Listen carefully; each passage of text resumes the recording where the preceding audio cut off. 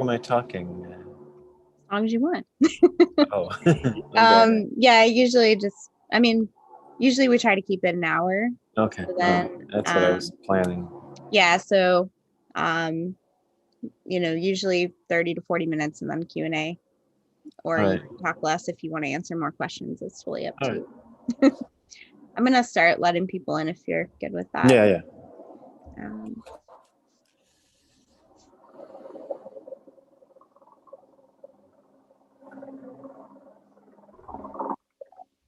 Everyone,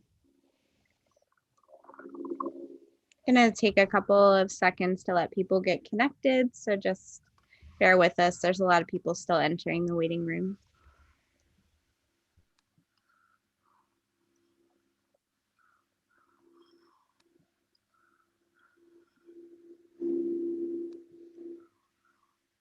And if you could keep yourself muted, if you are not speaking, that would be helpful. Thank you.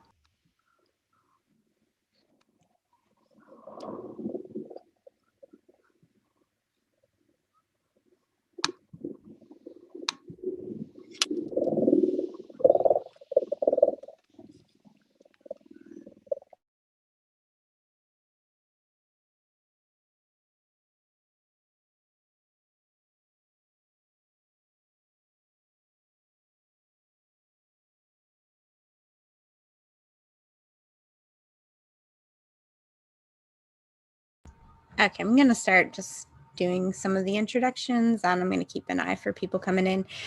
So my name is Geneva Blackmer, and I'm the program director for the Interfaith Center. We are located at the Miami University campus in Oxford, Ohio, and our mission is to invite people of diverse religious, spiritual, and secular worldviews to participate in one another's practices in order to cultivate appreciative understanding and to build friendships and relationships, as well as to unify them around common moral, social, and ethical concerns. And I'm very happy to welcome Brad Warner here with us today. Brad is the author of Letters to a Dead Friend About Zen, Hardcore Zen, Sit Down and Shut Up, Don't Be a Jerk, and several other books. He was ordained a Zen Buddhist monk by Gudo Nishijima Roshi. He grew up in Akron, Ohio, and Nairobi, Kenya. He has practiced Zen for over 30 years, and he plays bass in a hardcore punk band, Zero Defex. For 11 years, he worked in Japan for the company founded by the creator of Godzilla. He appeared in the film Zombie Bounty Hunter M.D., and there's a documentary about him titled Brad Warner's Hardcore Zen. So Brad, I'm going to turn it over to you. Okay. You can hear me, right? I assume. I can't hear myself, but that's okay. So, what are we going to talk about? Well, the talk was advertised as being about mind only, the concept of mind only in Buddhism, because a month or so ago when I was asked to do this, I thought, oh, that might be fun. So I'm going to try to talk about that. And I already see two people who might have seen my last talk about this subject, and I'm going to use some of the same material, so I apologize to both of you for repeating myself here. But I think it's interesting material. So let me try to give a little background. You already got the background on me, probably as much as you really need. The theory of mind only in Buddhism has always been interesting to me because it's such a weird theory, such a weird idea. And let me just launch right into the material that I have. God, did I just start recording myself? I don't know. Anyway, it's technology you kids use. I don't understand it. Anyway, there's an old Zen story, a koan. I don't know if it even qualifies as a koan, but it appears in Dogen's Shobogenzo in a chapter called One Bright Pearl. So Dogen is a 13th century Buddhist monk and author who wrote a big book called Shobogenzo, which is the treasury of the true Dharma Eye, between the year 1227 and in 1250 or so. He died in 1253, I believe. And this book contains a whole lot of interesting essays about Buddhist philosophy and practice, and I just found out, the first such book ever written in the Japanese vernacular. I knew it was one of the earliest, but according to this thing I just read, it was the first. So generally speaking, in those days, Buddhist writings by Japanese people were written in Chinese, the same way that religious things, Christian religious documents in Europe were written in Latin rather than in the vernacular language. So Dogen took the initiative to write one in Japanese, in actual Japanese, and that was Shobo Genso. And this story is called One Bright Pearl. So I should back up and also say that Dogen studied Buddhism in China. And in those days, that was what you did in Japan if you wanted to get closer to the source of Buddhism, because in the 1200s, there wasn't a whole lot of solid Buddhism in Japan, although Buddhism had been in Japan for a few hundred years, but it was sort of it was still a little iffy over there. And this story is an old Chinese story. And rather than read you the version that appears in Shobo Genzo, I'm going to read you a different version. This version appears in a book. Sorry, there's a helicopter flying overhead, so I'll try to talk louder than that. This version appears in a book called Embracing Mind, which is by a guy named Kobun Chino Otogawa, who was my first Zen teacher's teacher. I first started studying Zen in Northeast Ohio when I was a student at Kent State University under a guy named Tim McCarthy, and his teacher was Kobun Chino Otogawa. And Kobun tells the story like this in that book. There's a story about one of Zen Master Seppo's disciples whose father was a fisherman on the Yangtze River. And this young man was his helper. Every day they caught a huge carp or something in the big river. One night the moon was bright, so they set up night fishing, but the father slipped and went into the water. Maybe a big fish caught the hook and pulled him down. So he was drowning from the slippery river bank. The son tried to save him and threw out his bamboo poles and fishing tackles, trying to save his father until he himself was slipping. So finally he had to let the poles go. His father sank in the moonlight. The son's mind was kind of screwed up at that moment, and he ran to the monastery of Seppo, Snow Peak Seppo Gisan, a very famous Rinzai Zen teacher. After years of practice with Seppo, the disciple, whose name was Gensha, this is the guy who lost his father in that fishing accident, told Seppo, "I'm no good. I must go away from this place." So he began to climb the mountain until, in the dark, he kicked a sharp rock. When he held onto his toes, they felt warm and yucky. I like the way Kobun puts it. "Oh no, it hurts." And he said to himself, "This body and mind do not exist, I know. But where is this pain coming from?" He sat there thinking, wait a minute, what did I say? So he started to climb back down the path, back to Master Snow Peak. "I was wrong, so I came back," he said. When the master asked him why he had returned, he answered, "Bodhidharma hasn't come to China. The second patriarch hasn't gone to India." This was a strange statement, since Bodhidharma had come to China. Everyone knew that. Bodhidharma is the Indian Buddhist monk who is supposed to have brought Zen into China. And Hueko, Bodhidharma's student, had gone to India. What he meant was that Bodhidharma didn't need to come to China, and Hueko didn't need to go to India. Seppo recognized something underneath this statement, so Gensha stayed there in Kosei, west of the Yangtze, and taught many people, maintaining that this entire universe is nothing but a bundle of light. And I like the way he says that. The title of the story is usually given as One Bright Pearl, and usually the punchline there is the entire universe is nothing but one bright pearl. I don't know if Kobun was just quoting this from memory and didn't remember One Bright Pearl, or if he just decided to change it into Bundle of Light, but I just think that's nice. And Kobun adds at the end of that, pain is sometimes a good thing, you know. And he gives this talk, or he quotes this story in a chapter of the book that's called Pain. Now, I was recently, I did a talk with Stephen Batchelor, who's a well-known Buddhist author, and he wrote, what is it, Confessions of a Buddhist Atheist. That's the one I can think of off the top of my head. He wrote a lot of books about Buddhism. He studied in the Tibetan Buddhist and the Zen traditions. And he's a real scholar. And I brought up, I didn't read that whole story, but I brought it up, and he mentioned a story about Samuel Johnson, and I didn't know anything about Samuel Johnson. Maybe some of you do, I don't know. But suffice it to say, Samuel Johnson was a British philosopher, probably from the Christian tradition, since he was British, in the 1700s, I think. And there's a book by James Boswell. When Stephen Batchelor brought up this story, I went and looked it up, so now I can actually tell you the story rather than quoting it from memory. And it comes from a book called The Life of Samuel Johnson, and here's how it's told in that book. After we came out of the church, we stood talking for some time together of the idealist philosopher Bishop Berkeley's ingenious sophistry to prove the non-existence of matter. So that's Bishop Berkeley had an idealist philosophy that said matter was unreal. I observed that though we are satisfied that his doctrine is not true, it is impossible to refute it. His doctrine being that everything in the universe is merely ideas, mind. I never shall forget the alacrity, I don't know big words like alacrity, with which Johnson answered, striking his foot with mighty force against a large stone till he rebounded from it. I refute it thus.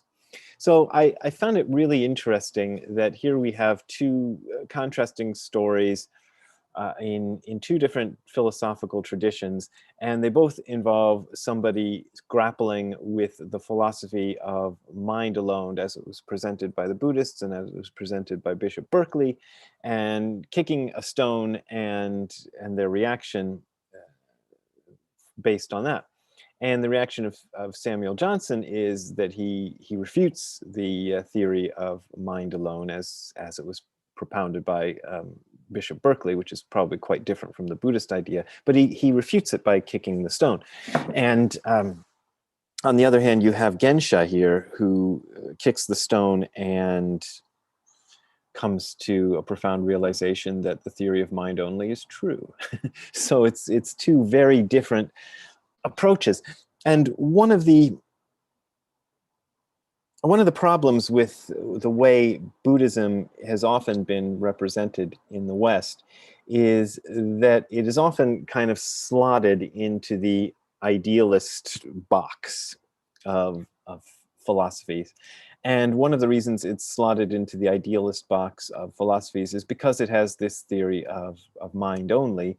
And I should have brought it with me because I could have used it as a visual reference. I just ordered a book off of Amazon called Yogachara Idealism, which is about the Yogachara philosophy, which is an old Indian Buddhist philosophy, often referred to as Vijnanavada, which means mind alone, and is classified as idealism. It's often classified as in fact, radical Buddhist idealism. That was the first term I heard it called in a novel by Philip K. Dick, the science fiction author, who is also very interested in Buddhism, and probably was my first introduction to some Buddhist concepts because he used to throw them into his novels all the time.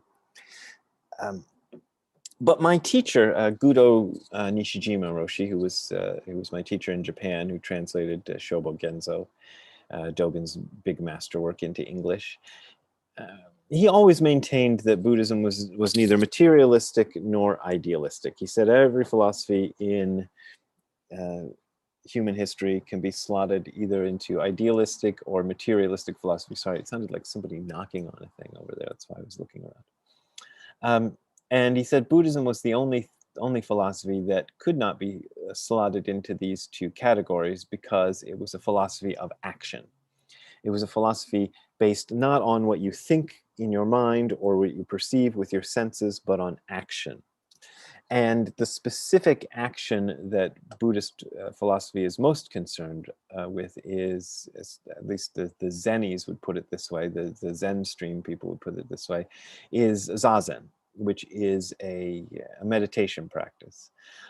My teacher was one of those people, quite a number of people in the Zen tradition who don't like to even call Zazen meditation, because meditation usually implies to people either thinking really hard about things or doing a practice that is involved with trying to change yourself from one state to another, either trying to change yourself from a deluded state to an enlightened state, or trying to make yourself more mindful, or trying to do something else, trying to improve yourself in some way. But the Zazen is presented as a practice. The version of Zazen that we do in the Soto tradition is called Shikantaza. So let me put it this way. Shikantaza is just a Japanese, an old Japanese phrase that sounds fancy, but it means just sitting. And the just in just sitting is like a very strong just sitting. So it's not like just sitting. It's more like just sitting, doing nothing but sitting. So you're trying to, if you're doing the Zazen practice, get into the real fundamental action of doing nothing but sitting, and that's harder than it sounds.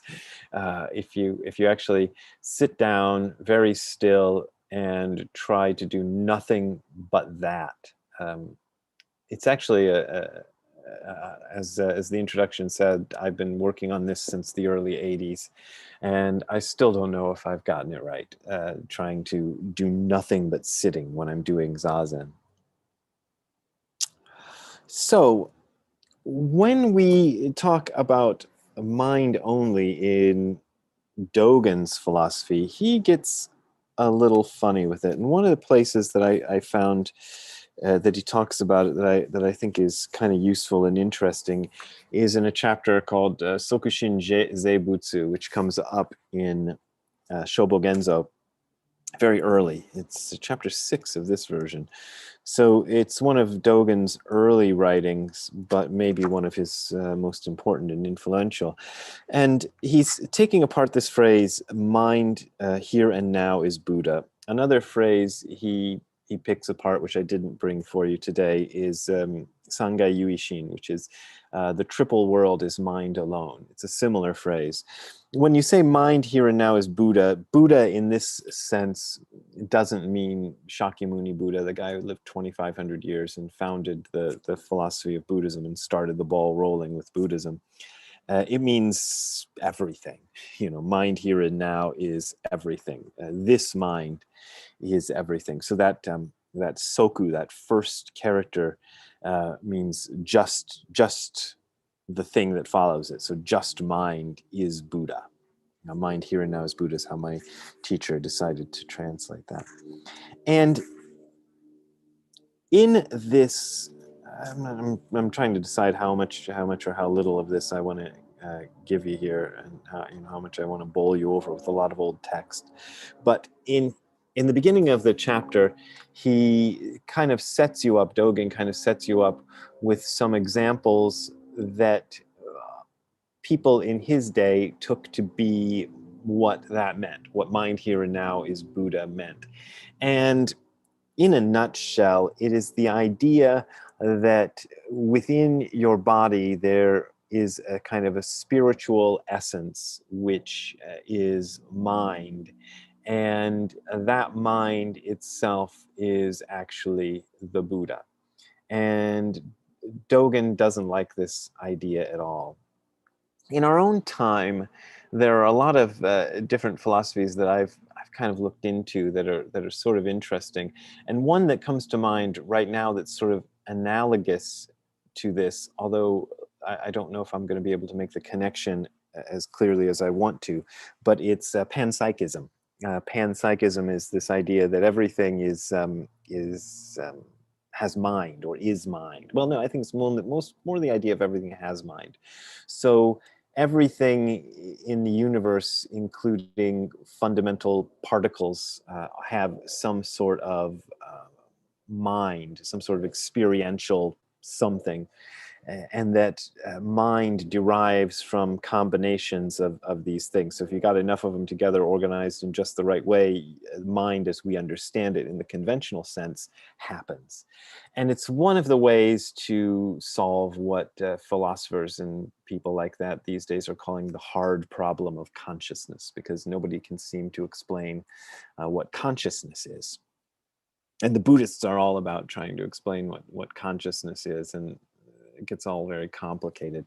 But I think that's a kind of a similar idea. And Dogen basically refutes this, and he spends several pages refuting it. But he does this thing that that to me seems a little like, if you have you ever seen the show Ancient Aliens? It's on History Channel. It's this guy Skalos. Giorgio Skalos, I think is how you say his name. He's a Greek guy, and he's got crazy hair. And there's a meme going around of him in which he's saying, "I'm not saying it's aliens, but it's aliens." And he never actually says that on the show, but he kind of says that on the show. He'll show you like the pyramids or some weird thing from the ancient past, and then they'll say basically it's not aliens, but it's aliens. And Dogen does this all the time. It just ever since I saw that meme a couple of years ago, I'm like, oh, that sounds like Dogen. He'll say one thing, he'll strongly refute the thing, and then he'll go on and say basically that thing. And let me see if I can find where we can start with this. Well, let me just read the whole darn paragraph because I think it's kind of interesting. Realization in practice like this is just mind here and now as Buddha. And the practice he's talking about is probably Zazen. Let me back up even further. This concrete triple world exists. It is neither receding nor no, let's forget it. Mind exists as fences and walls. It never gets muddy or wet. It is never artificially constructed. We realize in practice that mind here and now is Buddha. We realize in practice that the mind which is Buddha is this. And what he does here is he takes the four characters in Chinese, Sokushin, Zeibutsu, mind here and now is Buddha, and turns them around, putting them in different orders. And my teacher translated that in several different ways. But he's basically just saying, we realize that mind here and now is Buddha, after he's already told you that mind here and now is not Buddha. And then skipping down several lines. Let's try this here. An ancient ancestor said, "What is fine, pure, and bright mind? It is mountains, rivers, and the earth, the sun, the moon, and the stars." Clearly, mind is mountains, rivers, and the earth, the sun, the moon, and the stars. But what these words say is when we are moving forward, not enough, and when we are drawing back, too much. And I take that to mean we tend to either just kind of pass it by and not understand it at all, or we overthink it and come to bizarre conclusions. Mind as mountains, rivers, and the earth is nothing other than mountains, rivers, and the earth. There are no additional waves or surf, no wind or smoke.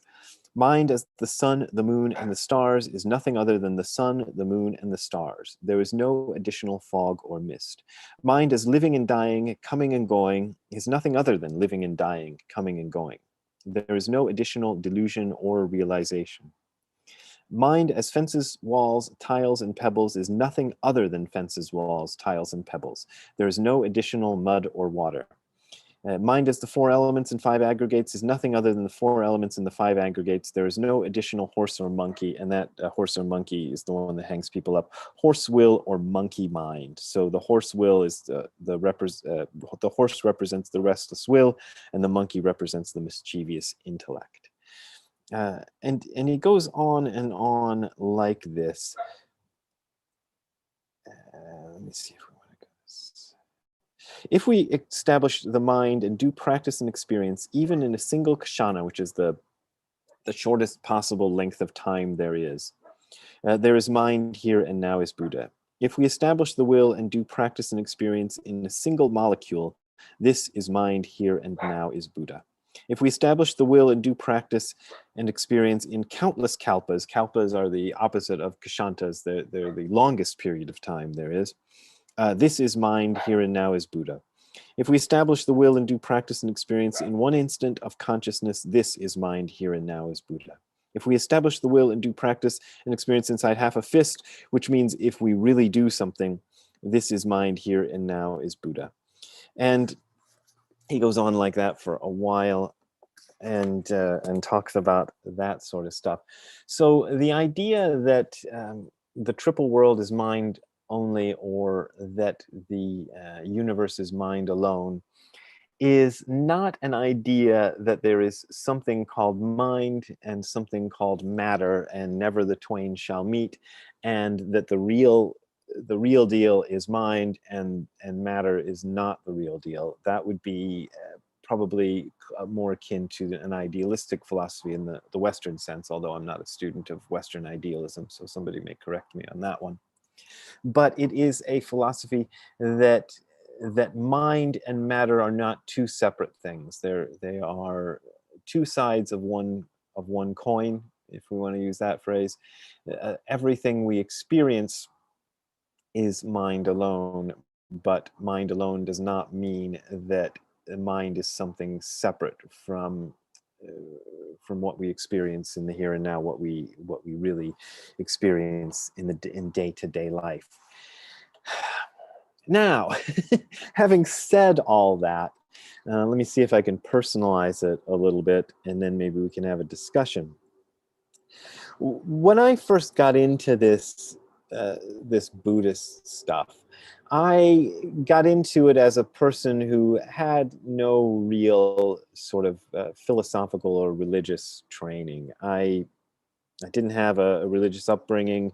I did try to be a philosophy major, but I was so bad at it that to this day, when I see words like ontology and epistemology, not only do I not know them, but I have to look them up every time that I come across them, which I think is a real failing of myself. I finally got the word soteriological. So if you use that, I know what that means. But epistemology and ontology and some of these other words, I don't know what they mean. And I read the definitions and I still don't know what they mean.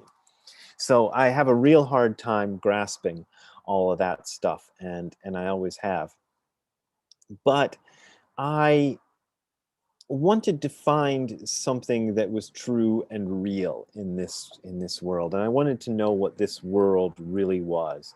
And I had a kind of desperation to know what this stuff was all about. And it was probably fueled by a lot of things, but I don't want to give you my life sob story there. But I tried understanding what the churches that were available to me in Wadsworth, Ohio, was where I grew up mostly, except for 4 years in Nairobi, Kenya, when I was a child. And the churches, so by the time I was a teenager, we were back in Wadsworth. And I couldn't believe the way they tried to frame reality. I thought, well, these are church people. They know all about God. They should understand what reality is. But when I heard their presentation of how things worked, I was like, oh, no, I can't. I can try. I tried to believe it, but I can't.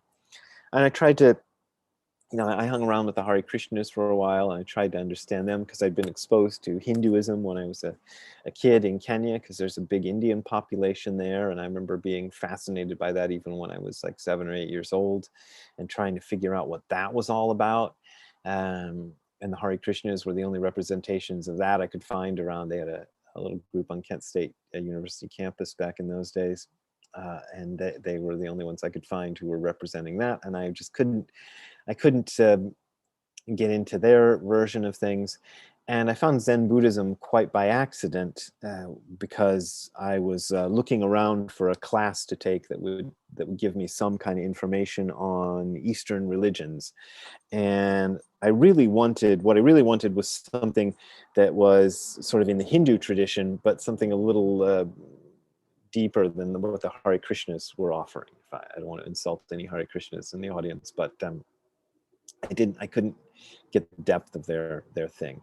And the closest thing I could find to that, the year that I happened to be looking for this, was a class called Zen Buddhism, which was offered by Kent State University in their experimental college. So you didn't get college credit for it. I always like to bring that up because I think it says a lot about the time and the place where I encountered this, that Zen Buddhism was considered to be, by the administration of Kent State University in those days, to be something way too freaky to give somebody college credit for.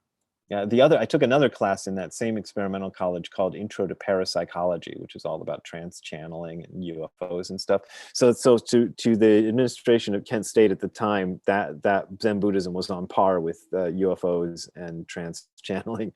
One of the biggest religious traditions in the world, and I just find that so hilarious that they couldn't find it in themselves to give you college credit for a class about it. But anyway, I took a class about it, and it just blew my mind, and I started encountering these ideas. But what really got me about the Zen Buddhist tradition was that it didn't ask you to believe a set of things and then kind of act based on that belief. Sorry, I can't tell if my dog is about to run outside. Hang on.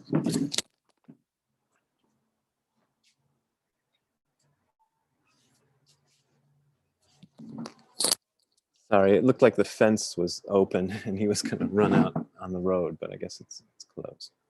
Anyway, so the Buddhist philosophy didn't ask me, at least the way it was presented when I first started studying it, to believe something and then act on that set of beliefs. But it gave a practice that I could do, which was shikantaza, which I was just talking about earlier, this Zen meditation practice, where you would basically just sit still and stare at a wall for long periods of time, and this was supposed to give you the answer, which sounds probably a little crazy, but I thought that it made a kind of weird sense, because if you want to know what reality is, then sit with it. Sit with reality and don't try to change it and don't try to interrupt it, and just experience it exactly as it is. That ended up being the thing that made the most sense to me. And the interesting aspect of that, in terms of what we're talking about today, is that a lot of what comes out of that sitting practice is this philosophy that the universe is mind alone, or the universe is one bright pearl, or the universe is a bundle of light. And that I found real interesting, and I've sat with it for a number of years and tried to study the writings about it and tried to understand them. And I still feel, after all those years of study and introspection and trying to figure all this stuff out, that I haven't quite got it yet. But through this practice, I've had kind of glimmers of something that one gets when one does a meditation practice for long enough. Your mind goes through some changes and things start to look a bit different to you. I think this happens to most people. And when I come back to those philosophies, those philosophical explanations, I go, oh yeah, I can see why, having had experiences like this, you would come down on that side of the argument and say, and start talking about a universe that is mind alone. And what I also like about Dogen is that he's aware that that sort of philosophy can be taken the wrong way. And he's constantly trying to say, yeah, that philosophy is correct, but if you're thinking that there's something called mind and something called matter, and mind is the thing and matter is not, like I said earlier, then you're kind of getting it wrong. That's what I have to say. I don't know if that made any sense at all, so we'll see. I'm sort of worried about what's going on with the dog because he's barking a lot. So while you think of your questions, I'm going to go look at the dog. Do you mind? I wanted to see what the heck. Yeah, just go ahead. All right. Oh no, now he's come back. Okay, he's back. Hi Ziggy, what's going on with you? I probably shouldn't have let him out while I did this talk. Okay, all right. Well all right. There is a comment in the chat asking if you're intentionally avoiding the term non-duality. Oh no. No, I just hadn't gotten there. No, non-duality is one of these ideas that really does come up, and it's kind of funny the way I came to all of this was because of the nature of how I started doing this practice. I just wanted to find something that was going to kind of first settle my crazy mind, and second give me some idea of what the world was like. And so I find that after 30 odd years of the practice, I'm still sort of new to phrases like non-duality, and I'm still not terribly comfortable with using them. In fact, I just bought a book at Barnes and Nobles a couple months ago called Non-Duality. So I'd be like, okay, I want to understand what this non-duality means. But yeah, it is, and non-duality being a philosophical stream that certainly Mahayana Buddhism is part of that, and Advaita Vedanta in the Hindu tradition is part of that, and certain other things, possibly Sufism, I'm not sure because I don't know that much about it, but things outside of the Hindu and Buddhist tradition also partake of this kind of non-dualistic philosophy. And yeah, that's probably a better way of a better word than mind only, but I thought mind only was flashier for the title of the talk. So. Okay, so we're going to open for questions. Oh, one already came in. Can you identify any connection from the Buddhist teachings, the Pali Canon, to Dogen or Zen? Between the Pali Canon and Dogen, it's a difficult thing, because I was actually just trying to read up about that. Dogen, being part of the Mahayana tradition, um, tends to ignore the Pali Canon. And the Pali Canon, in case you don't know, is the earliest scriptures attributed to the Buddha. They're supposedly the preserved words of Buddha, but even they were not written down until 200 or so years after the Buddha had died. So there's even some doubt about how close they are to what the Buddha actually taught, but they're probably as close as we're going to get. And Dogen was an interesting fellow in that he was a Mahayana Buddhist, but unusual for Mahayana Buddhists, he did occasionally quote early Buddhist scriptures. In fact, I just came across one the other day where he gives a whole treatise on the now I can't remember what it was, but it included the Noble Eightfold Path.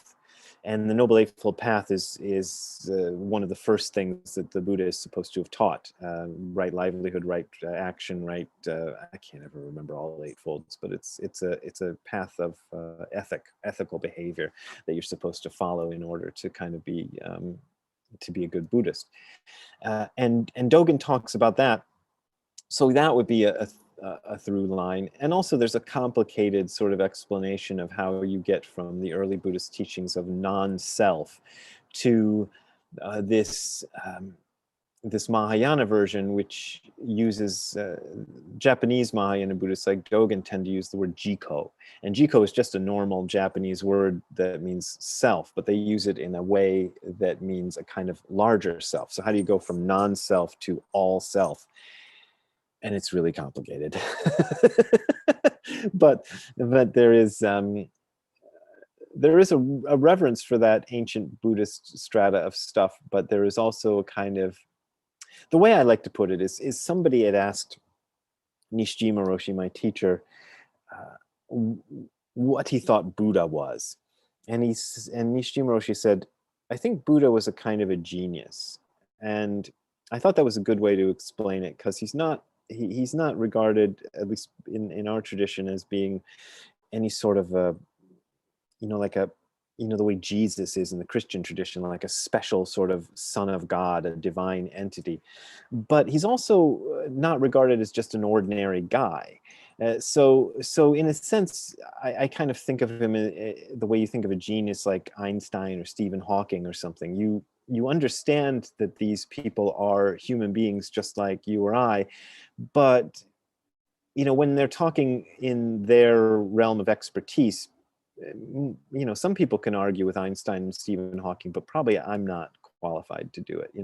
So same thing with the Buddha. He's not superhuman, but he started this ball rolling. But at the same time, if you were going to try to freeze all of physics at the time that Einstein, and then say that Einstein was a genius, and if Einstein said it, everything has been true, and freeze it right there, you wouldn't understand what physics was all about. And I think this is the same with what the Buddha taught. If you were trying to freeze it at the level of the Buddha and the things that he put down, then you don't understand what Buddhism is all about. That's at least the attitude that the Zen stream and the Mahayana Buddhists have taken. Does anyone have any other questions? You can raise your hand, unmute yourself, or you can type it in the chat if you're more comfortable doing so.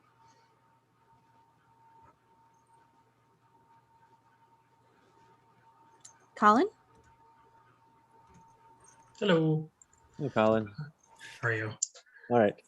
I was wondering if you could speak a little bit more to Gensha's realization, because it always strikes me as being about personal responsibility, but that seems somewhat at odds with the one mind experience. Like, I believe it's in Dogen's version that says, I just can't be fooled by anybody. Yeah, yeah. That is his line that he says after, and Coben leaves that part out in his telling the story, but he says, yeah, I just cannot be fooled by anybody. And I just had this whole thing where I noticed that some other translations were, I just can't deceive somebody. And I look at it and I see it as deceived by anybody. If I look at it in Japanese, what the words Dogen actually wrote. So I acknowledge that there is a different version of that statement. But I can see why personal responsibility would come into it. In a sense, he's understanding that he does have some kind of volition. See, this is a kind of a tricky subject, and it's something I've actually been trying to look into myself. Is that whole free will versus determinism argument. And Buddhism can sometimes sound, and some of the other non-dualistic philosophies can sometimes sound a bit like determinism, saying that you can't really do much, that everything is kind of, especially Buddhism with its idea of cause and effect, karma, being kind of supreme, and it kind of makes it seem like you're locked into everything. And yet Buddhism has this strong ethical stance. So they have the Eightfold Path that I just mentioned, and there's a lot of other stuff, especially in the Zen tradition, all about ethics. And one of the things I've been writing, this book I've been writing for the last, I don't know, year or so, I've been trying to see if I can reconcile those and explain why a philosophy that talks about cause and effect being kind of binding all of your actions would also include this very strong idea of ethics, because you kind of think that if everything is determined by your karma, then you can't do anything about your ethics. And Nishijima Roshi had this weird way of putting it, and he was very happy with this analogy, and I'll give it to you and then tell you what I make of it. He would say, it's like a pearl on the edge of a razor. He'd always do the same gesture. If you put a pearl on the edge of the razor, it might fall one way or it might fall the other way. And that is the present moment. So I interpreted that to mean that your karma places you in a situation, and it is a very, very large part of what you are when you get to whatever the situation is. So it means that you don't have total freedom of action, because you are the person you are, you're in the situation you're in. There's only so much you can do. And even among the things you can do, because you're sort of inclined in certain ways, the possibilities become even more limited.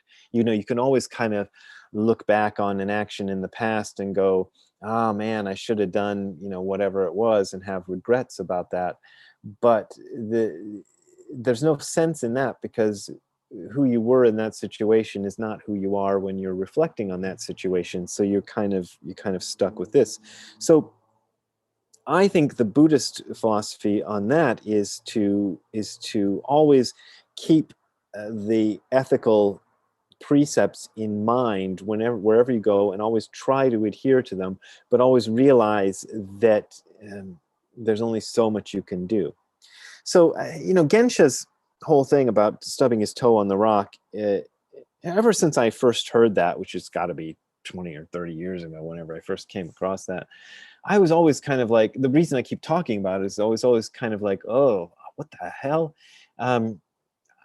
How does he get this great revelation about, he's obviously having some sort of doubt about what he's been taught when he makes that statement. I've heard that the mind and the body are not real existence. So where does this pain come from? He must be at that moment doubting the philosophy, but at the same time as he frames the question in that way, in that moment with that experience, he seems to suddenly get it.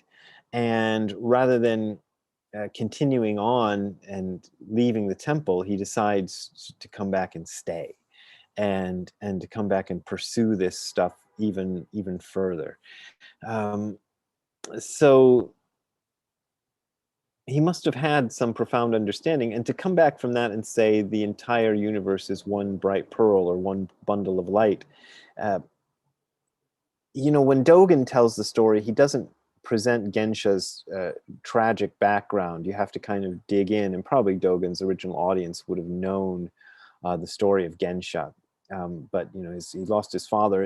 Actually, I can't remember it all, but his life is pretty crappy before he decides to come to Zen to study with Seppo. So it's kind of a bottoming out story. He's kind of run out of options. It's either kill himself or study Zen. It's sort of presented like he's got nothing left to live for. And that's the kind of situation he's in, and that's the kind of frustration he's coming from. So it's a really interesting and rich story there. But I just think he finds something good in this, and he finds that this is the best way. This is a better way than any other way he could go off and study, or at least that's the way I interpret it, because that's the kind of way I take it. I find a lot of faults in Zen practice and Zen philosophy, but I still haven't found anything better. So there you go. Looks like there's another question in the chat from Matthew. There's a little bit of a backstory there, but I think the primary question is, can you elaborate on how the idea of mind only relates to emptiness? Oh boy. Yeah, I just looked at the question too, and yeah, golly, it's a tough one, because in one sense, I think that there is one sort of message that the Zen Buddhists have been trying to put forth, and they use a lot of different words. So in a sense, emptiness and mind only are kind of different ways of saying the same thing, because when you talk about this fundamental mind, they also talk about the emptiness of it. Now, emptiness is a funny word to choose, and a lot of times when the original sort of Western translators of Buddhism came across the word emptiness, they interpreted it in a kind of nihilistic way, as an emptiness as opposed to something else. But it's more a sense that everything is empty of any concept that you have about it. So you've spent your whole life coming up with an understanding of things, so that if I say dog, you can point to, well, you can't see him, but there's Ziggy over there. He's digging around in the garden, and he's probably eating things he shouldn't eat. But so that's dog. But what Ziggy is beyond dog. He doesn't know that he's a dog, or maybe he's heard the word dog enough that he might identify with it. I know he knows his name because he comes when he's called sometimes. But he doesn't have a lot of these concepts like we humans do. He probably has a few.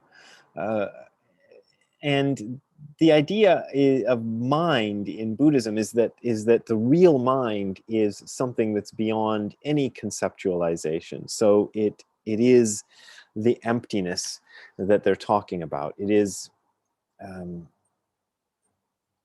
vast emptiness. So there's nothing there. In practical terms, I kind of relate it to silence. I was doing an event in the Czech Republic in Prague a number of years ago. No, actually 2019. It seems like a number of years ago, but it was only 2019, and it was real noisy. They'd set up this 2-day long Zazen retreat in a place that just happened to be above the street where this giant festival was happening. It was in the summertime, and they were having this big festival down in the streets in Prague, and so it's just noise constantly.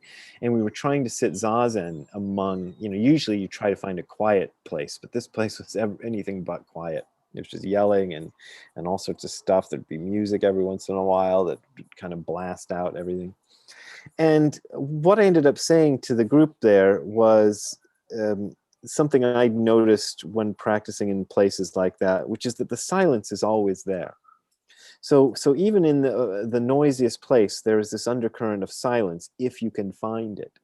And the mind seems to be full of ideas and notions and experiences and memories and things, but the real mind is the silence that underlies all of that, and that's also the emptiness that underlies all of that is the actual mind. So that's how I tend to relate the two, as sort of two different ways of looking at the same phenomenon. That's a funny word to say. Seraphim, did you have a question? You unmuted, I see. Oh, no, sorry. Okay, just wanted to check. Let's see. JV, did you have a question? No, Ziggy's barking at my fiance's dad right now, so just in case you wondered what all that was about. Every time he comes out, Ziggy barks at him. Okay. The question from JV is, Brad, greetings from Ohio. General question. I work with I think that means incarcerated youth. Thoughts on Buddhism for those incarcerated? Oh boy, yeah. In fact, I just got a letter from a prisoner who writes me sometimes, and I haven't read the letter yet, and I keep going, I got to read that letter and write back to him. That's a hard one. I've done 2 prison visits. Both were at San Quentin, which is one of these famous prisons. That's in a beautiful, beautiful part of the world. That's the thing I think is funny about San Quentin, is if it wasn't a prison, this thing would be like a resort because it's in this fantastic area. I bet people really want to knock down that prison and build something more expensive there. But what I saw there were one of my friends who was a Buddhist teacher, Greg Fain, who was the guy that kind of set it up for me to go to San Quentin, because he has a group up there that he goes and sees, had said, these are guys who've done something really bad in the past, and now they're very old, And so that day he was describing the group I was about to meet, and what I did meet was a bunch of guys probably in their 60s and 70s who'd probably done something terrible in their 20s, and now they were stuck in this prison, and they'd been stuck there for a long time, and they were trying to get something, back going with their lives, and that's why they were going to the Buddhist group. And I think it's such a tough thing, because I remember reading that the reason they're called penitentiaries, and I found this out, and it's been a bit of trivia that I always loved, is because you were supposed to do penitence there. The original idea wasn't that it was supposed to be a place of locking you away and punishing you.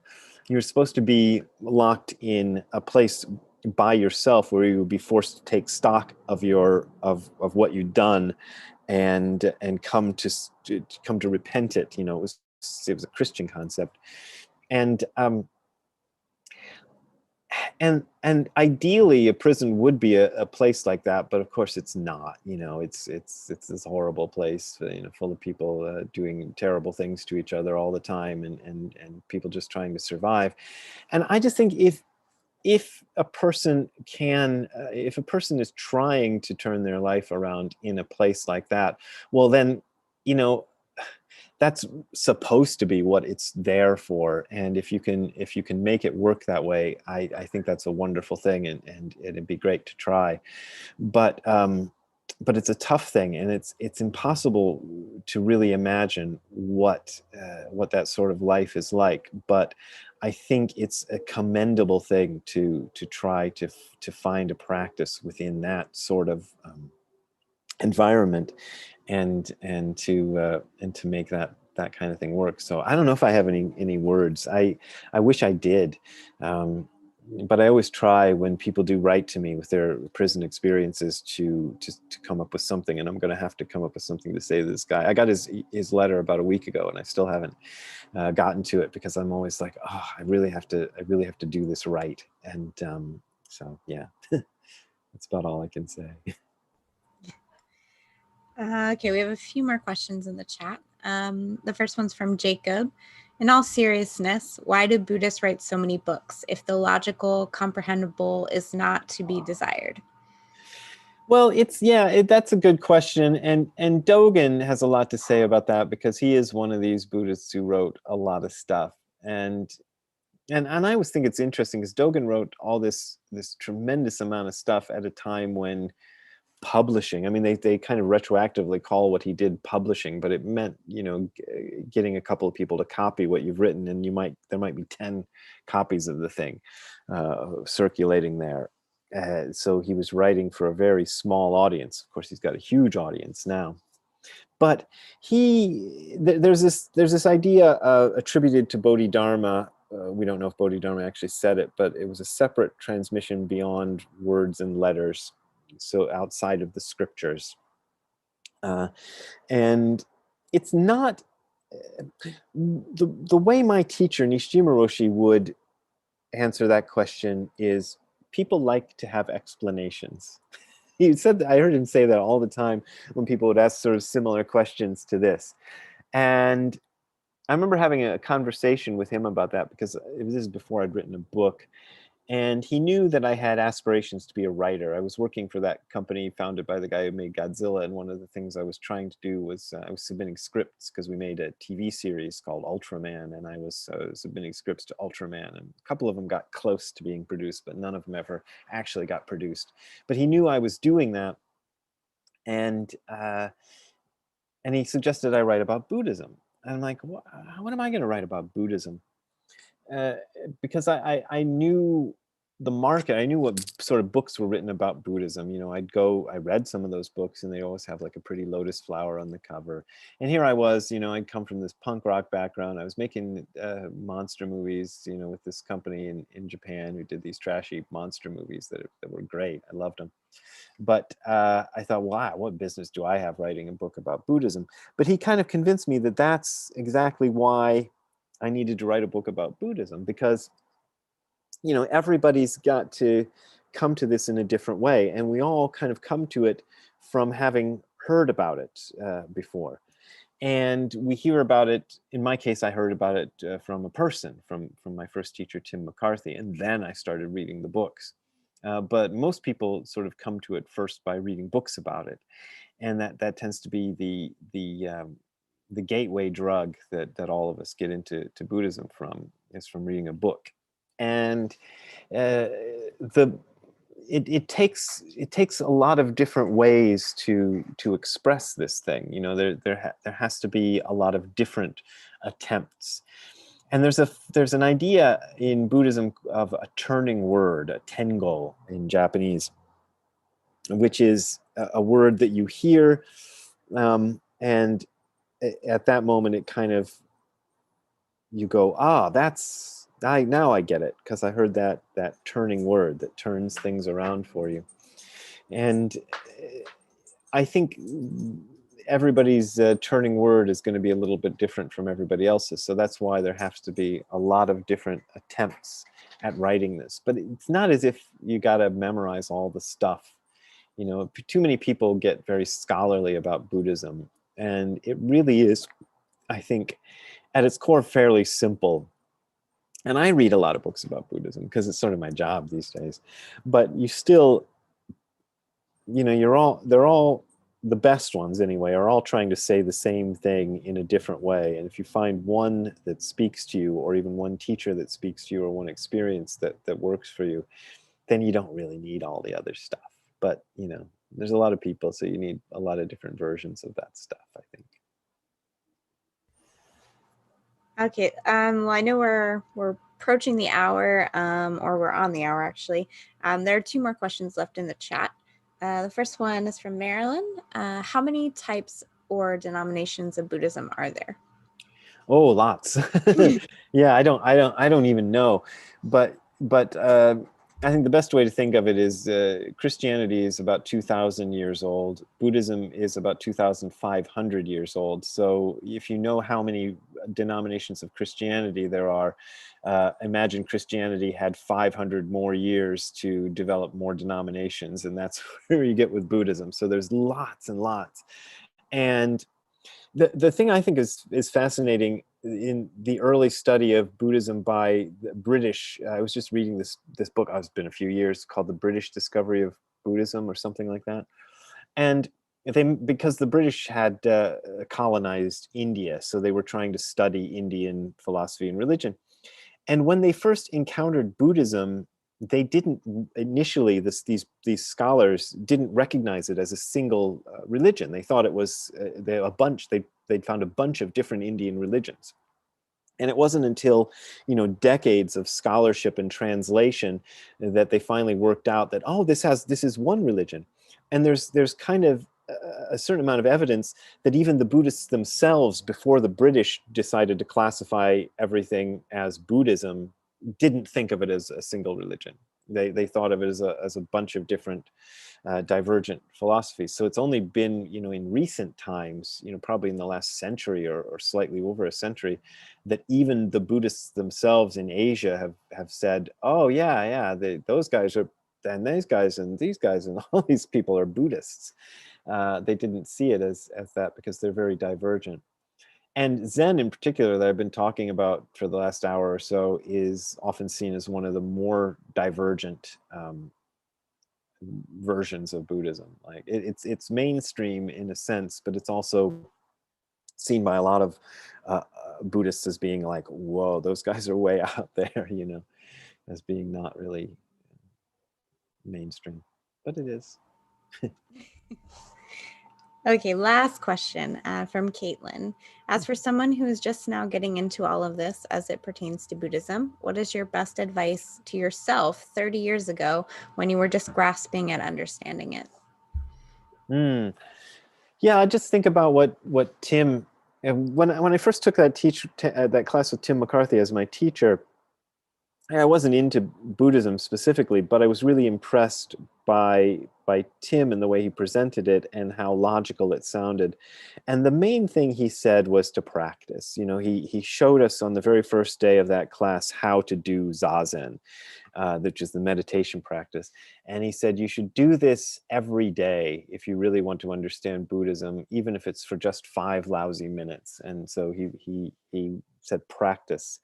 And Kodo Sawaki, who was one of my other teachers, one of Gudo Nishijima Roshi's teachers, said all of Buddhism is just a footnote to Zazen. So the practice is where it all starts. And the study of it is kind of, you know, whatever you gravitate to. I mean, I've been making a career of trying to write books that are each one of them intelligible by somebody who's never studied Buddhism before. So I'm not trying to advertise my own books, but I'm just saying I put those out there. And I'm not the only one who's done that. Shunryu Suzuki's Zen Mind, Beginner's Mind was my first Zen book, and I thought that was great. And a lot of books are out there that try to give the basics. And if you find one of those that works for you, that can be really helpful.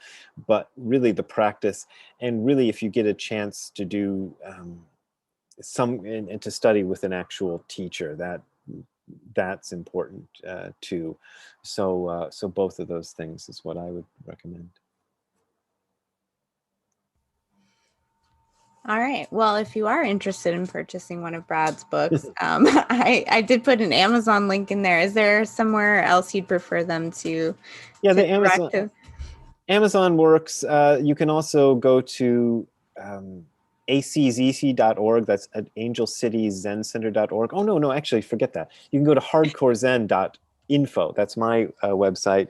And there's a store page, and you can buy the books from there. And I make slightly more money if you do that, but they're more expensive. So if you want to do them from Amazon, it doesn't bother me at all. Amazon is cheaper than I am, because they got that, and they'll be faster at sending them out. But the ones you get from us are autographed. So, one little caveat.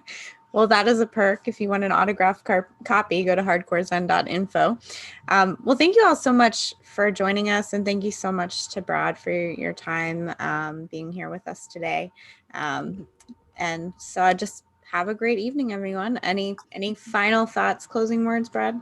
No, just thank you for having me. I appreciate it. I wasn't sure how this was going to go, but it went really nicely. So thank you very much. Yeah, no, we really appreciate you. Thank you so much. Warm. Have a good night, everyone. Yeah.